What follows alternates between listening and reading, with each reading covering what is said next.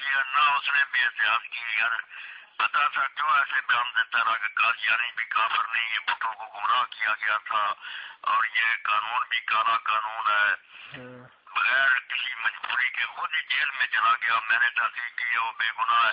جبکہ وہ نوجوان ایس پی بیان کر رہا تھا کہ بالکل صحیح اصولوں پر تحقیق کی عیسائی پادری سامنے ہوتے تھے اس لڑکی نے اعتراف کیا کہ واقعی میں نے یہ چیزیں کہی ہیں تو ہائی کورٹ موجود تھا سپریم کورٹ وہاں کیس جانے تو اپیل کرو شاید گواہیاں نامکمل ہوتی تو وہ چھوڑی جاتی مرغا مغانے یہ کالا قانون ہے فلاں فلاں جی اچھا مولانا صاحب اس کی دلیل کیا دیتے ہیں جو اس پہ گالیاں دینے پہ جو ہے وہ آپ وہ کر دیں قتل کر دیں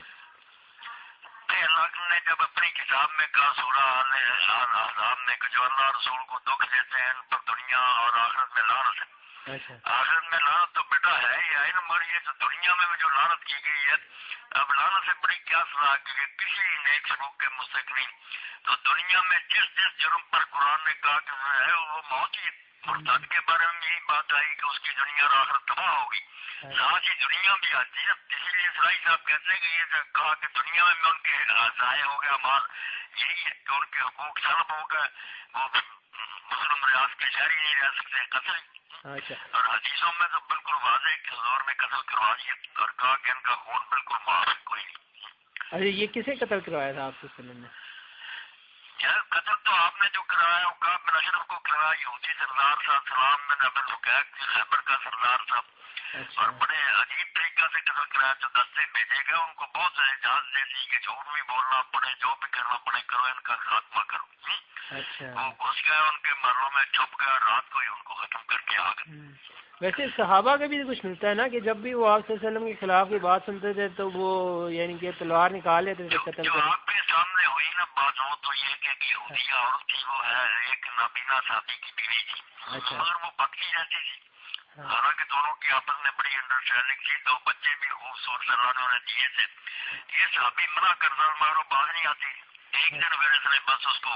خنجر کو چبایا اور بیٹھ گیا قتل کر کے چھوڑا صبح حضور نے مسجد میں اعلان کیا کہ مدینہ میں قتل ہو گیا کسی کو اس کے بارے میں تو وہ کھڑا ہو گیا اس نے کہا میں نے خود ہی کیا میری بیوی تھی یہ معاملہ تو آپ نے فرمایا دم و حاضر اس عورت کا خون جو رہے گا کوئی بھی اس پر ایکشن نہیں لیا جائے گا ٹھیک اسی لائق فتح مکہ پر بھی آپ نے کہا کہ 2 عورتیں 4 مرد کعبہ کے خلاف سے بھی لڑکے ہوئے تو قتل کر ان کا بھی جرم یہی ہے صحیح ہے صحیح ہے ٹھیک ہے اچھا اور یہ حضور علیہ السلام ہی نہیں آپ نے سنا ہی ہے نا کہ سارے نبیوں کے بارے میں یہی ہے جی اللہ کے بارے میں بھی یہی کہ اللہ کو گالی دی اس کی بھی سزا دی صحیح جن لوگوں کو سیکولر ذہن کے لوگوں کو اللہ رسول کی فکر ہی نہیں وہ کہتے ہیں دیتے رہے گالیاں جو سمجھتے ہیں کہ اللہ رسول کی عزت نہ رہی تو دنیا میں تو اندھیرا ہی چھا جائے گا دین نام کی کوئی شے باقی نہیں رہی ساری اخلاقی قدریں تباہ ہو جائیں گی اللہ یا رسول کی عزت یہ جس سے کچھ نہ کچھ دنیا میں اچھائی ہے موجود ورنہ خالص مادیت پر مبنی تو کوئی آدمی علمی طور پر بحث کرے کہ اگر اللہ نہیں آخرت نہیں تو کیا اخلاق ہے اور کیا اچھائیاں آدمی پھر یہی ہے کہ جس طرح اس کا زور چلے وہ لوٹے کھائے دوسروں کی کمائی بھی ہڑپ کرے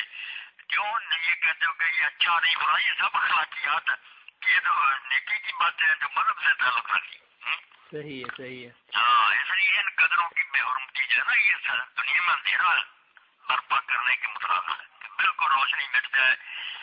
اس لیے دین اس بارے میں غیرت مند ہے کہ ان کی عزت قائم رہنی چاہیے یہی تو وہ اعلیٰ چیزیں ہیں جن